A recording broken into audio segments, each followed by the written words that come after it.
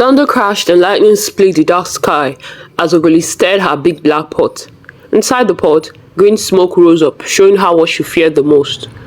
Her eldest daughter, Adora, discussing with a young man behind the village market. Ogoli's eyes turned red with anger. She threw the wooden spoon across her small hut. "No! This must not happen!" she screamed, pulling her grey hair. Her worst fear was coming true. Her beautiful daughters were finding love, and she knew the terrible price that would come with it.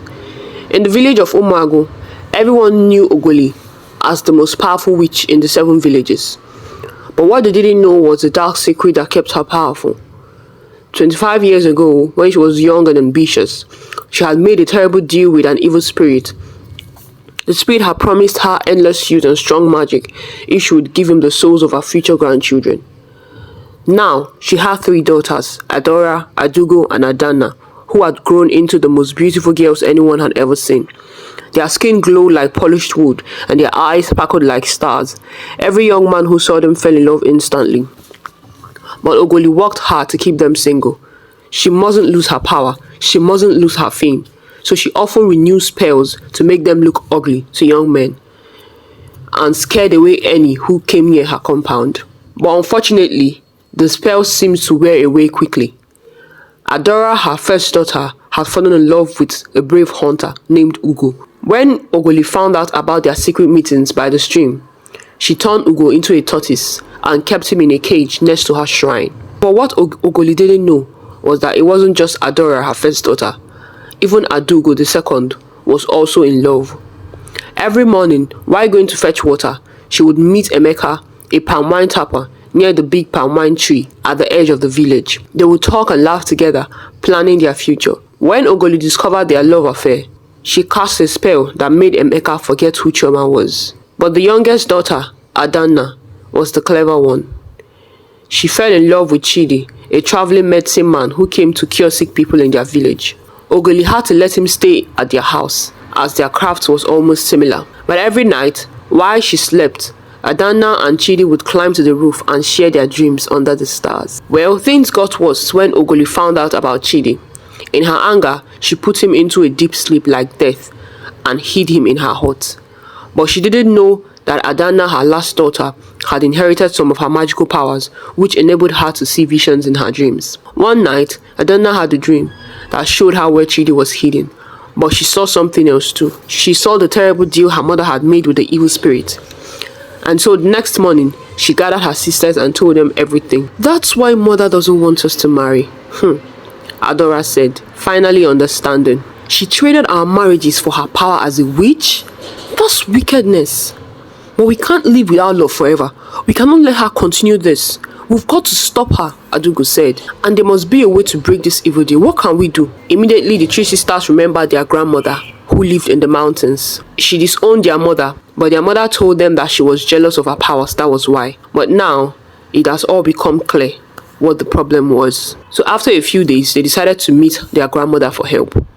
After a dangerous journey through thick forests and deep rivers, they found her stirring a pot of healing herbs in front of her hut. She was just as they were told, ugly and dirty, but with a good heart. Before they could say any word, she said, "Why does the offsprings of evil itself seek me?" They looked at themselves and whispered, "She's indeed a witch, because she's never seen us." Their grandmother continued, "Though from an evil branch, you are still my children. Come and greet me properly," she said, with her hands stretched out for a hug.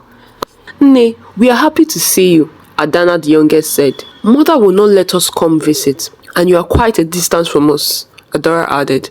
"Our legs still hurt from the long walk, not to mention the scary sights we saw along the way." Their grandmother looked at them, shocked. "That means the evil one did not send you," their grandmother said. "What do you mean, Ne?" Adora asked. "Your mother wouldn't have sent you on foot, because nobody comes here on foot." "Well, you are lucky to have made it here alive," she said. This got them scared, but they had no time for long chats, as they wanted to get back home before their mother finds out the truth in the lie they told her. Their grandmother was not surprised at all at their story. She told them they were the reason she wasn't dead yet, as the gods promised to keep her alive until they came for her help. She told them that their mother had tried to kill her on numerous occasions, so they wouldn't ever break her hold. In return, she gave them a magical drum. Beat this drum 3 times at midnight during the full moon, she said. But remember, you must do it with pure love in your heart, or the magic won't work. Then she said to Adana, my daughter, you are the favored one. The gods have chosen you to take over after your mother. I see it in your eyes. Only do not take the part of your mother. She wasn't satisfied with her gifts.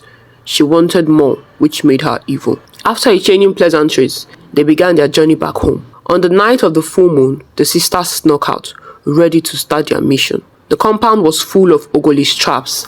Poison thorns grew from the compound, and evil spirits howled in the darkness. But their love made them brave. They walked through the thorns, ignoring the pain. Even the evil spirits couldn't scare them away. As they reached their mother's shrine, where the tortoise Obina was kept, Adora beat the drum 3 times. There was a flash of bright lights, and immediately Obina was turned back into a man. But they still had to save Chidi. Following Adana's vision, they went into the evil forest.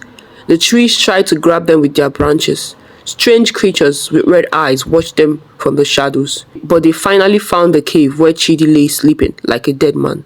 But unfortunately, Ogoli was already ahead of them. "Stop!" she screamed, raising her hands to cast a spell. But before she could, Adana spoke. "Mother, we know about the deal you made. This is the end for you. We will not let it continue. You traded our future for power. You are evil." But they got a different response. Instead of her fighting back, for the first time, Ogoli's hard face softened. She fell to her knees, crying. "I was young and stupid," she sobbed. "I didn't think about how it would hurt you, my daughters. But it's too late. It's too late. The evil spirit will take my grandchildren. He will take you all, and it's all my fault." "Then we'll fight the evil spirit together," Adana said firmly. They joined hands in a circle around their mother. But just then, the evil spirit appeared, a huge black shadow with burning red eyes. It reached out with dark hands, trying to grab them. "The deal is broken," Adana shouted to the beast, standing up. "Take me instead of my children! Take me! Take me!" Ogoli shouted. And as the spirit reached for her, something amazing happened. The love between the 3 sisters and their mother created a shield of bright light. Chidi woke up from his sleep. Adana ran to him, crying for joy.